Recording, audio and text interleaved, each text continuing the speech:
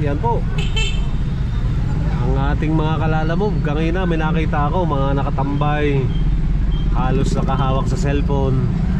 Talagang lahat ramdam namin yung napakababang rate ni Lalamove ngayon.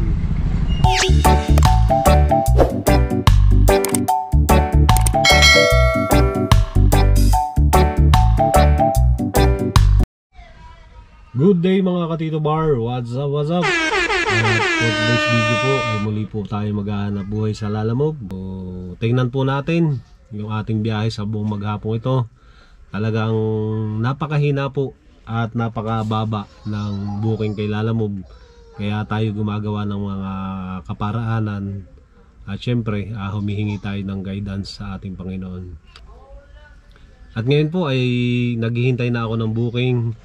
So, ang gagawin ko muna, idadaan ko muna itong billiard accessories dun sa aking partner dati, na ngayon ay siya hindi na kasi ako nag-online ng mga accessories. Gagamitin daw kasi nila itong itong tapete, kaya hinihiram sa akin. Sabi ko kahit sulian na lang yung kapital para naman magamit ko. So puntahan ko muna ito at deliver ko muna ito sa kanya at doon na ako mag-aabang ng booking. Let's go. Ayan po, may nakuha na tayong booking. First booking natin, scaffolding, kung saan naghatid ako ng tapete. Dito ko rin nakuha sa malapit. Kinuha ko na para may booking na tayo. So dadaling ko ito ay sa San Miguel. Sa may lang to kuya, no? Sa may Malacanang. San Miguel to. Oh, ito po yung booking niya, 497. So may high demand siya na 139. At okay na, doon ang bayad dito kuya. Okay, thank you. So yan po, may naisabay na naman tayong booking. Kahit na mababa yung booking niya, at least may kasabay. At ang maganda rito, magkalapit lang yung pagdideliveran. So pick upin na natin yung kasabay at mga maliit lang daw na box. Alright, dito ko naman pipick upin sa may San Juan. 314 yung kanyang babayaran at may high demand siya na 58. So napakaliliit lang ng booking talaga ngayon. Halos pati yung high demand 58, hindi kagaya nung December. At yan na may alam ko na. Kumbaga mag-i-enjoy tayo ngayon sa maliliit na booking.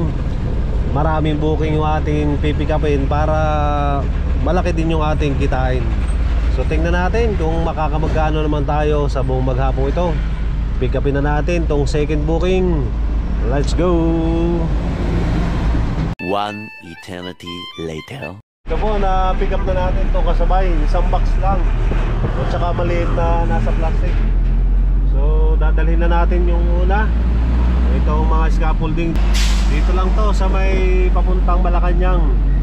So ilang minutes ba papunta doon? 20 minutes, nandun na po tayo. At dali na natin to. Let's go. Grabe, ito yung mga na-miss ko sa Lalamove. Talagang kahit maliliit yung booking ay kaya mong sabayan ng another booking.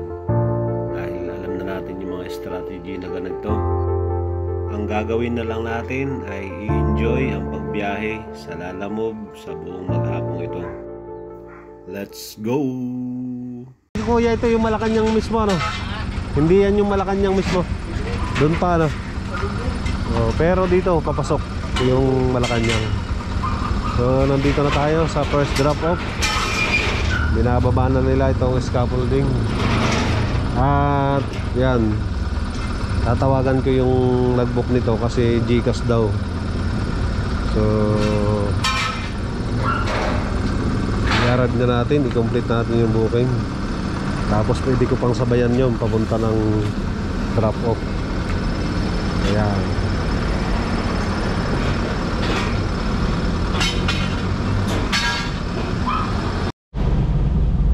ating pangatlong booking. Mga plastic bag na trash bag to, at ang dami ng walis tingting.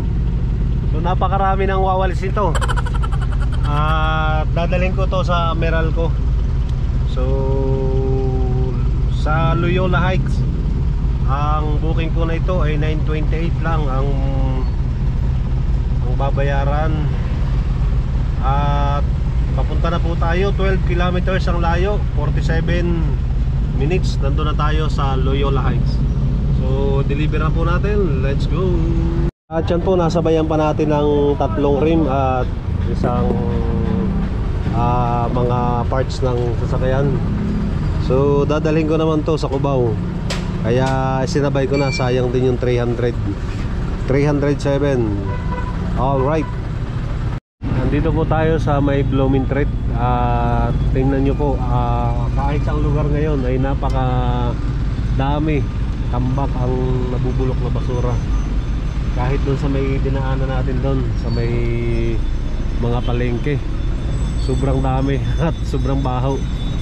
So sa may lugar din po namin ay talagang tambak ngayon ang basura.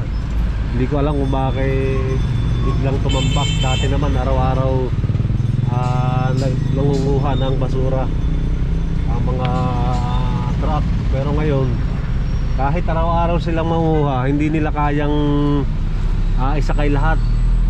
Kaya problema ngayon, talagang nangangamoy sa kalsada.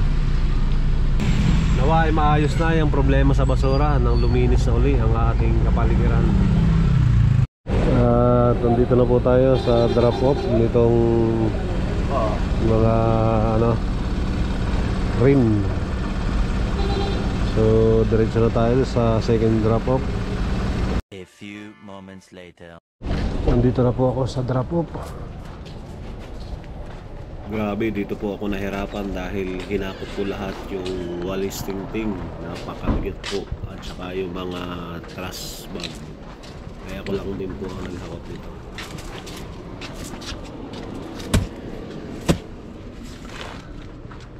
Ang daming stock. Ang mahirap nito, hinakot ko. Ang bihira, lugi tayo dito kasi 200 lang yung inad. Ito gamitan ko ng trolley. Mahirap kasi itong walis. Dito na po ako sa pang ilang booking ko ba to? Pang 5 booking papunta ng Manila. At ito, mga papel. Ito, nagbibinta si kuya ng kalamansi. May bunga na. May bunga lang yan. Oo. Bibigyan ko na muna, sintan na lang. Ayos ano. Okay, at di-deliver ko na to sa Manila. Let's go. Nakakuha po ulit tayo ng kasabay na booking. Ito, mga gamit naman, kunti lang. So itong Durabox na to, itong plastic ay walang laman, kaya magaan lang. So pinatong ko dun sa mga papel, at alam ko hindi naman yun ma-deform. So ang booking na yan ay pupunta natin o dadalhin natin sa may Santa Cruz. Ito namang isa sa may Maka Cristobal, Sampaloc, Manila. So goods na goods yung ating biyahe dahil isang 671 at itong 458 ginawa na pong 500 ni sir. So deliver na natin. Let's go.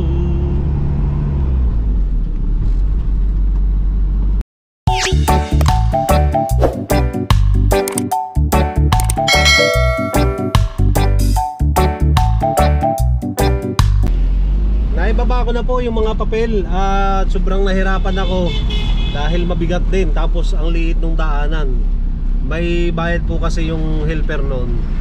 At may nangyari pa dito sa booking na to kasi dalawa pala yung pipick up dun sa pinag-pick upan ko ng papel. Nagkapalit yung pipick up ko, hindi yun ang isinakay. At yung iba sana ang pipick up, yun ang naisakay nila. Medyo sinisisi din tayo dahil nga sinabi ko daw kung saang lugar yung pagdadalhan ko. Sabi ko doon sa pick up, doon sa babae, sabi ko, ma'am, papunta pong Sampaloc. So hindi niya tinanong kung anong company yung nagpapapick up, basta nagpasakay na din lang siya. Wala naman akong idea na may kasabay na pipick up. So tsaka hindi siya nagtanong, basta sinabi ko Sampaloc, yun lang. Ngayon dapat daw pinaliwanag ko kung saan ko daw dadalhin, kung ano. Eh di ba sabi ko, ma'am, parehas tayong may mali. Unang-una, wala akong idea dun sa pipikapin. Basta sabi nung tinawagan ko, mga papel. O din pagdating ko sa pick up nga, mga papel nga yung ikinarga. Kaya ang buong akala ko, yun na talaga yung para sa akin. So nagkaroon tayo ng aral doon. Kahit si ma'am, sinabihan ko, ma'am, sa dami pala ng pumipick up sa inyo, dapat sinisigurado nyo yung ikakarga. Magkakamali po talaga kayo kung hindi nyo sasabihin, kung hindi nyo itatanong saan mo yan dadalhin, para alam mo yung itasakay, di ba? Tsaka naliwanagan. Minsan kasi pag busy, dapat kahit busy ka, hindi mo kakalimutan yung mga pinapadeliver mo, kung tama ba yung naisakay mo doon sa pumick up, di ba? Obligasyon yun ng nagdi-dispatch, kasi tayo mga lala mo, basta pipick up lang tayo, alam natin na nandun na tayo sa location, tama naman yung kausap natin. So kung ano isakay nila, yun yung dadali natin. So yun po, sa susunod ganun ang gagawin ko. Dito na po ako sa drop off, at pagkatapos nito ay pauwi na tayo sa bahay. Alright, nakauwi na po tayo ng bahay at tayo ay naka-6 na booking sa buong maghapon. So kumita po tayo ng 3,000 dyan, at nagbawas lang tayo ng 500 yung ginas natin. So may malinis tayo na 2,500 sa buong maghapon. At grabe, lahat ng booking natin ay na-double book natin. So bali 3 pick-upan lang yon. So 6 na booking. At marami pa rin booking talaga sa Lalamove. Yun nga lang talaga, tsatsagaan mo at sasamahan mo ng diskarte para kumita ka dito, dahil medyo mababa nga yung mga booking kay Lalamove ngayon. So maraming salamat sa patuloy na panonood nyo po sa ating YouTube channel, at naway hindi kayo magsawa. Abangan nyo lang po si Tito Bar, at later on magpo full time na tayo ulit sa Lalamove. So ingat po tayong lahat. God bless everyone. Bye bye.